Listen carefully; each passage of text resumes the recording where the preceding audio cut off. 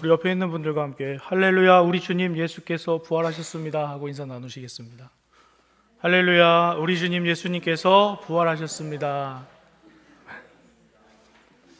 되게 부활을 수줍게 하시네요. 오늘 아마도 교회에서 만나는 모든 성도들에게 가장 많이 할 말이 예수 부활하셨습니다. 예수님 부활하셨습니다. 이런 말을 많이 하실 겁니다. 예수님 부활하셨습니다 라고 인사하는 그 뒤에는 나도 예수님과 함께 부활합니다, 이런 의미가 숨어 있습니다. 그러니까 이것은 그냥 우리가 수줍게 얘기할 것이 아니라 나도 부활합니다, 이러한 마음이 있어야 되겠습니다. 십자가에 달려 죽으신 예수님, 무덤 속에 장사되신 예수님, 이제는 무덤 속에 계시지 않습니다.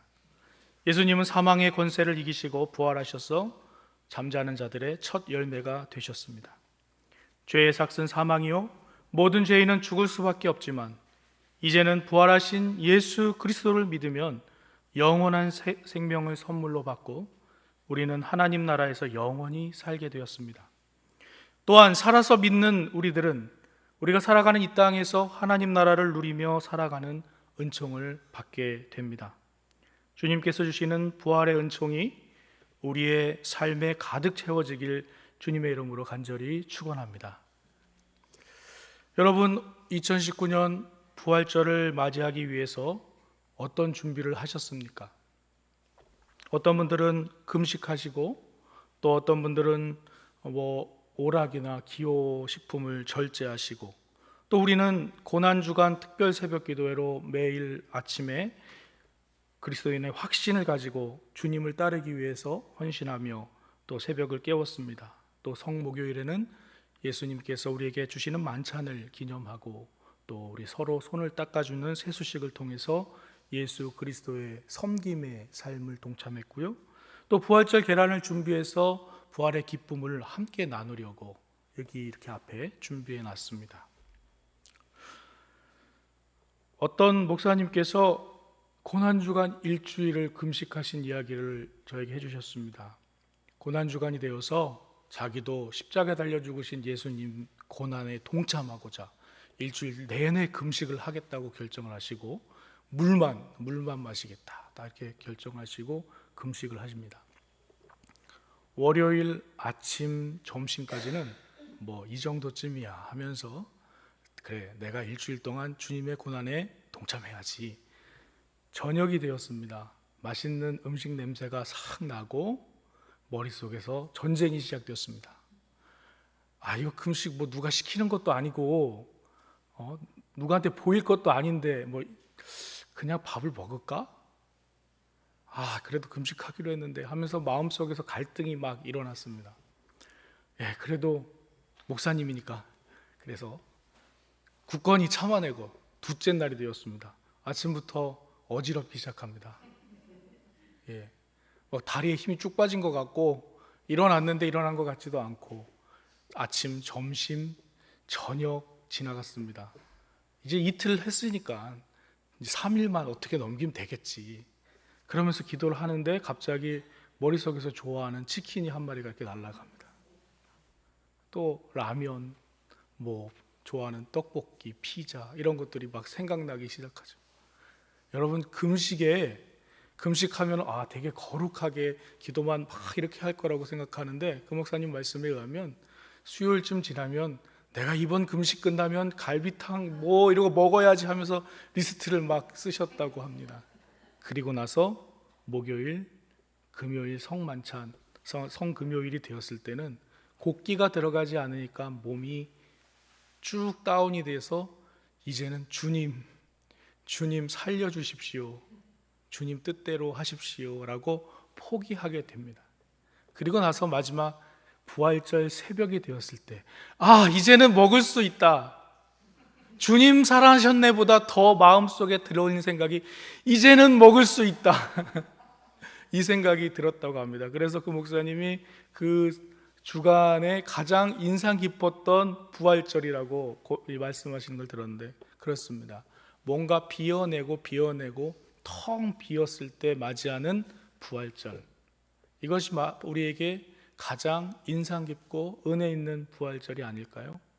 그렇다면 여러분은 이번 한 주간, 지난 한 주간 무엇을 얼마나 비워내셨는지 한번 생각해 보시고 그 빈자리에 예수 그리스도의 부활의 은총을 가득 채우시는 하루가 되시기를 주님의 이름으로 축원합니다. 그러나 이 부활주일에 맞이하는 예수님의 은총은 우리가 무엇을 했기 때문에 얻는 그런 것은 아닙니다. 내가 주님께 이렇게 했으니까 부활의 은총 이렇게 받아야지, 내가 주님께 이렇게 봉사했으니까 부활의 은총을 이만큼 받아야지, 축복을 받아야지, 이런 것이 아니라 주님께서 주시는 이 부활의 은총은 값없이 주시는 하나님의 놀라운 은혜입니다. 은혜라는 말의 어원을 보면요, 이거는 값이 없이 주는 것입니다. 근데 사람들은 값없이 주는 은혜를 자꾸 오해합니다. 값없이 준다니까 싸구려처럼 생각하는 거예요. 싼 거? 은혜는 값싼 것? 이렇게 생각하지만 생각해 보시면 예수 그리스도께서 우리에게 주신 이 부활의 은총은 예수님의 피값, 예수님의 목숨값이 들어있는 것입니다. 세상에 어떤 것이 예수 그리스도의 목숨보다 귀할 수 있을까요? 자기 목숨을 내어서 우리 온 인류를 살리신 예수 그리스도의 주시는 이 부활의 은총은 은혜, 값없이 주시는 것이지만 결코 값싼 은혜가 아닙니다. 값을 매길 수 없는 은혜인 것입니다. 그래서 오늘 우리는 예수 부활하셨네 라고 얘기할 때마다 우리 안에 있는 것들을 조금씩 비워내는 그러한 일을 하시면 좋겠습니다. 그리고 그 비어진 그곳에 예수님이 자신을 하나님 뜻 안에 내려놓았을 때 예수님을 영광으로 가득 채우셨던 하나님의 영광을 채워가시는 여러분 되시기를 바랍니다. 고난의 순간 예수님께서는 엘리 엘리 라마 사박다니, 나의 하나님 어찌하여 나를 버리셨나이까 하고 외치셨습니다. 그런데 그때 하나님은 어디 계셨습니까? 여러분, 하나님 어디 계셨을까요? 하나님은 부르짖는 그 아들과 함께 계셨습니다. 자신을 사랑하는 독생자가 죄인들에게 수모를 당하고 또 채찍질에 그 살이 찢어지고 그 피가 흐를 때, 가시면류관에 찔려 피가 나고 십자가를 지고 골고다의 언덕에 오르실 때 손과 발에 못에 뚫리고 창의 옆구리가 찔리실 때, 그리고 무덤에 장사되어지고 다시 사신 부활의 그 새벽에도 하나님께서는 우리 주님과 함께 계셨습니다. 그리고 이 하나님, 우리와 함께 계신 줄로 믿습니다. 우리의 연약한 부분에 우리와 늘 함께 하신 임마누엘의 하나님의 평강과 부활의 은총이 지금은 고통으로 쓰러져 오열하고 있지만 또 살아가야 할 인생과 또 그들을 위해 함께 기도하는 우리들 위해 하나님께서 함께 하시고 부활의 은총으로 우리에게 영광의 빛을 비춰주십니다. 무엇인가 나를 가득 채우고 있으면 우리는 하나님을 가끔 잊어버릴 때가 있습니다. 둘이 막 얘기하다가도 어떤 깊은 생각에 들어가면 앞에 사람이 계속 얘기하고 있는데 무슨 얘기하는지 모를 때가 있지 않습니까? 바로 하나님과의 관계도 그렇습니다. 우리가 하나님 앞에 계속 집중하지 않고 다른 생각, 고민, 걱정, 근심, 또 세상의 어려운 것들을 고민하고 해결하려고 발버둥 칠 때 우리는 주님께서 우리와 동행하고 함께 계시다는 사실을 가끔 잊어버립니다. 예수님께서 십자가에 달려 돌아가시자 제자들은 슬퍼하며 흩어지기 시작합니다. 제자들은 기억해야 할 그 말씀, 내가 죽었다가 3일 만에 살아날 것이라고 말씀하셨던 예수님의 그 말씀을 잊어버리고 지금 당장 눈앞에서 죽으신 예수님만 바라보고 무덤에 누이신 예수님만 바라보고 이제 모든 것이 끝났구나 하고 흩어집니다. 몇몇 사람들은 예루살렘에, 몇몇 사람은 갈릴리로, 또 어떤 제자들은 슬퍼하며 집으로 돌아가는 제자들도 있었습니다. 예루살렘에서 엠마오로 돌아가는 두 제자에게 오늘 예수님께서는 나타나셔서 그들과 동행하십니다. 이 제자는요, 예수님이 부활하신 모습을 본 그 여인들에게 예수님께서 부활하셨다는 증언을 들은 사람들입니다. 그리고 예수님께서 부활하셨다는 소식을 들었고 예수님이 부활하셨다는 그 소식을 알면서도 그러나 그들의 마음에는 근심과 걱정이 가득 차 있었기 때문에 이들은 부활하신 예수님을 모시는 것보다는 지금 내 고민과 내 걱정을 가지고 엠마오로 돌아가고 있습니다. 예루살렘을 떠나 엠마오로 떠나는 이 제자에게 예수님께서 찾아오십니다. 예수님은 언제나 우리에게 찾아오십니다. 그래서 우리의 마음을 두드리십니다. 내가 너와 함께 있다. 내가 너와 함께 있으니 네 마음의 문만 열면 내가 들어가서 먹고 너와 함께 마실 것이다 하고 우리에게 노크하고 계십니다. 함께 길을 가시는 예수님께서 자신에 관한 이야기를 성경 말씀 풀어주십니다. 제자들에게 말씀하십니다. 그분 다시 살아나실 것이고 그는 일어나실 것이고 그들은 너희와 함께 계실 것이다. 그가 바로 나다. 이 말씀만 안 하시고 쫙 풀어주십니다. 제자들이 그 말씀을 들을 때에 마음이 뜨거워집니다. 예수님은 더 가시려고 하죠.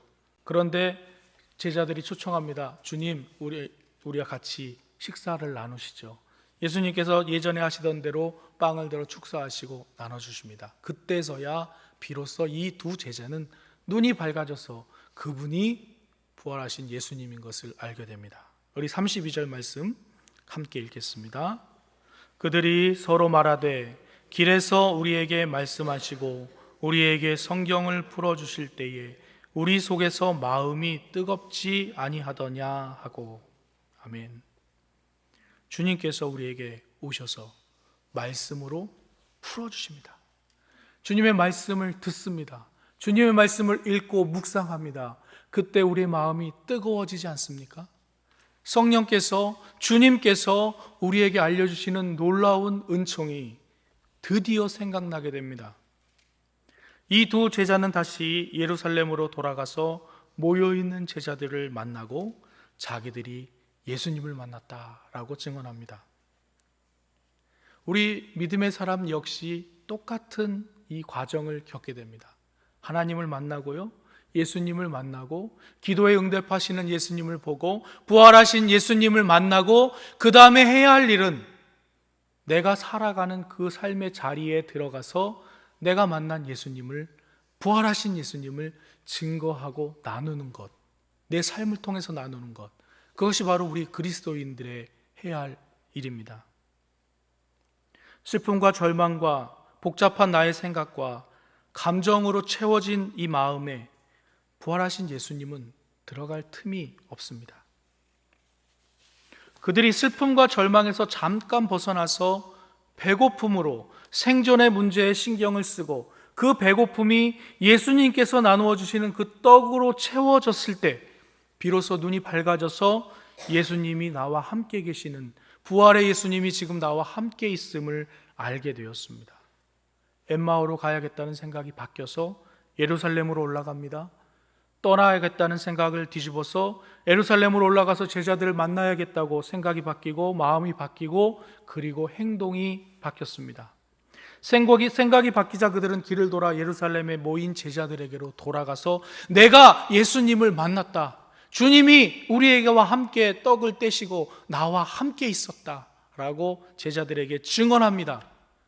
이미 제자들은 예수님을 또 만났기 때문에 그 제자들과 다시 얘기하면서 우리 주님이 부활하셨구나, 우리 주님이 너도 나타나고 너에게도 나에게도 우리에게도 나타나신 이 부활의 주님이 정말 살아나셨구나라는 부활의 축제장을 만들고 있습니다.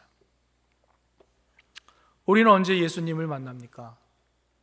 부활의 주님을 만나지 못하게 하는 내 마음의 문제는 무엇입니까? 예수님께서 나에게 채워주셔야 할 가장 시급한 배고픔은 무엇입니까? 이 문제의 걱정을 지금 주님 앞에 다 내려놓으시기 바랍니다. 다 내려놓으시고 마음이 비워지고 걱정이 비워지고 감정이 비워진 그 자리에 부활하신 예수님의 은총을 가득 채우시는 오늘 예배가 되시기를 주님의 이름으로 간절히 축원합니다. 고난주간 예수님께서 우리에게 보여주셨던 일을 생각합니다. 예루살렘에 입성하신 종려주일, 개선장군 같은 화려한 입성이 아니라 새끼 나귀를 타신 겸손으로 가득 채워진 예루살렘 입성이었습니다.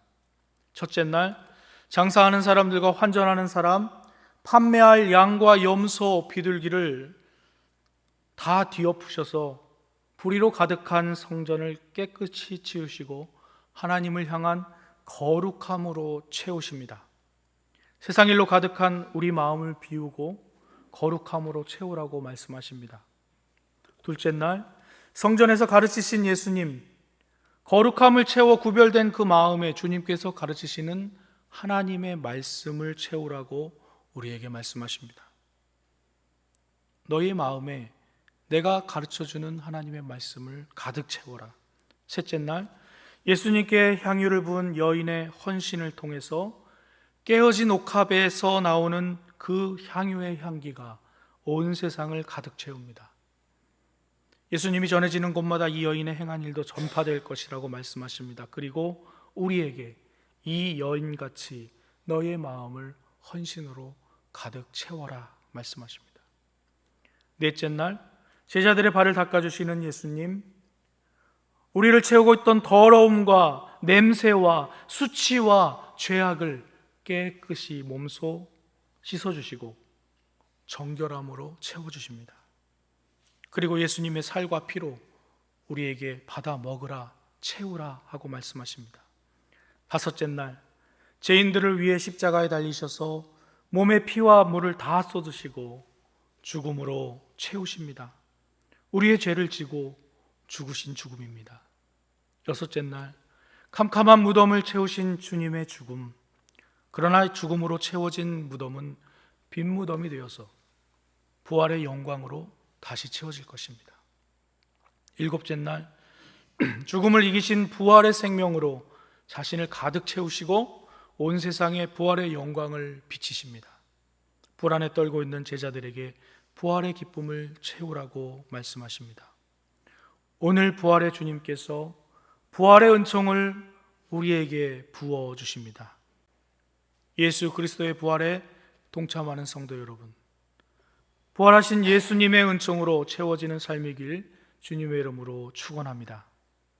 부활의 은총으로 채우기 위해 비워야 할 우리의 감정들을 한번 생각해 보십시오. 더러움과 수치의 비워짐, 불신과 실망의 비워짐, 두려움과 절망의 비워짐, 욕심과 이기심의 비워짐, 내가 옳다는 생각으로 가득 찬 마음을 비우고 또 이 비워짐도 내 힘으로 할 수 없기 때문에 성령의 도우심을 간구하며 나를 비우고 그 안에 성령으로 가득 채워 성령께서 비로소 우리 안에 들어오실 때 우리는 주님께서 주신 부활의 은총이 얼마나 큰 은총인지를 깨닫게 될 것입니다. 부활의 은총으로 가득 채워지는 교회가 되기 위해 우리는 또 무엇을 비워내야 될까요? 또 부활의 은총으로 가득 채워지는 내가 되기 위해 내 마음에서 비워야 할 것은 무엇입니까? 우리가 비운 만큼 주님으로 채워질 줄로 믿습니다. 나를 내어드린 만큼 주님께서 우리 안에 들어오셔서 우리를 채우시고 일하실 줄로 믿습니다. 부활의 은총으로 가득 채워져 부활하신 예수님을 전하는 복된 삶을 누리시는 경복의 가족들이 되시기를 주님의 이름으로 간절히 축원합니다. 기도하겠습니다. 부활의 영광의 빛으로 우리를 비춰주시는 예수 그리스도의 놀라우신 사랑에 감사드립니다. 주님의 부활하심을 모르고 엠마오로 떠났던 제자처럼 걱정과 근심과 마음의 분주함으로 주님이 내 곁에서 은총을 베푸시고 있음을 잊어버리고 살 때 주님 우리 마음 노크하셔서 우리와 동행하시는 주님을 만나게 하시고 우리의 가득 찬 번민을 내려놓고 성령으로 변화되어 주님께서 함께 하시는 부활의 은총이 우리의 마음에 가득 채워져 부활의 증인으로 살아가는 능력의 그리스도인들이 될 수 있도록 성령께서 인도해 주시기를 간절히 원합니다. 동행하여 주시고 함께하여 주시옵소서. 예수 그리스도의 이름으로 기도드립니다. 아멘.